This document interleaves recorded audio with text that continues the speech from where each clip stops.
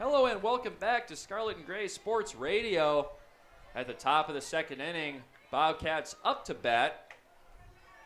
Up right now is Sydney Green up here at shortstop for OU.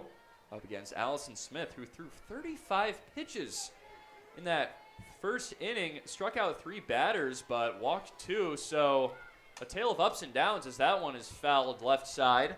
1-1 count. Yeah, early on, these foul balls, once again, for Ohio. They're hitting them pretty much every foul ball.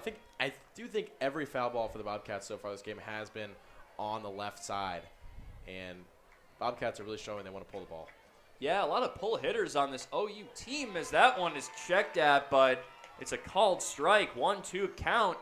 Good stuff showing off here by Smith, but yeah, you're right. It seems like there's a bevy of pull hitters on this OU team, all trying to go for that left field, but none of them can really find these base hits yet, but we're only an inning through, so a little too early to make any judgment on that quite yet. Now it's a 2-2 count for Green up there at short.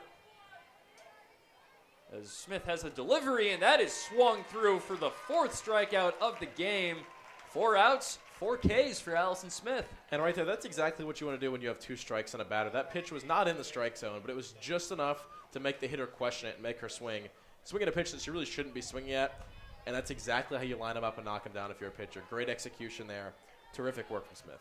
Absolutely. Pretty high and fairly out of the zone, but just fast enough to make Green second guess. Up now is the third baseman, Shelby Wessler. Wessler so far pretty solid for this team so far this season in the 7-hole. For the Bobcats, Wessler, the freshman infielder out of Marion, Ohio, fouls that one back, and that might be in my breadbasket, but falls just short, and nice catch by one of the Redcoats down there. I wonder if he'll get his own candy. That was fantastic awareness. Maybe he should be out there on the field. Great work with the hands. Way to get there in time. That was a stunning catch by the Redcoat. Absolutely, and now that I look at it, that appears to just be a fan with very similar dress to the Redcoats. And what I was referencing to earlier is any fan that catches a foul ball gets a signed foul ball and some candy from the Redcoats. So wonder what the situation would be if a Redcoat was to catch a foul ball there. But I guess we'll never know until it happens, as there's the 2-1 delivery by Smith. That one is in for a ball. 3-1 now. Man, that foul ball, I'm telling you, I thought that one was gonna come back and hit us. That was headed on a crash course straight to us, but the wind must have caught up to it to keep it from going too far back. Yeah, that's what I was saying, is that one is fouled back kind of close to us yet again, but it glances off the back of the canopy. 3-2 now, so hey, maybe we'll get a chance to catch one later on. If it weren't for that canopy, we might have been in some trouble there, because that one went much closer to us. It ends up going over us and out of the whole stadium. I don't know about trouble, as I think we're pretty sure-handed, as that one is fouled back again. They keep getting closer and closer, Reed. And, you know, I was talking about how a lot of the Bobcat foul balls were going in at left field side. Now here's 3 in a row that are, I mean, they're closer to home plate, but they're still on that first base right field side of the field. So maybe as we get further down the line, if the Bobcats give a different approach, different styles of hitting. And that one is fouled straight back and over the scaffolding again. Well, if you ever questioned whether or not the commentator's curse is real, there you go. Because right as I was saying, she's fouling him to the right-hand side. That one went more straight behind her, but it was on the left-hand side if you had to split the field down the middle. So maybe we ought to stop making observations out here.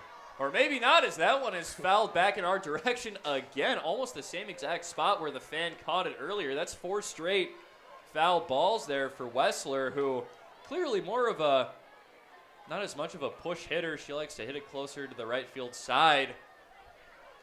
Shelby Wessler is working this 3-2 count, getting that pitch count up, absolutely keeping Smith on her toes and making her deliver pitches down the middle each time. But that one was pulled hard and far left. Not even close to the foul pole, but a lot of power shown there. And if that was dead left, that would have been gone.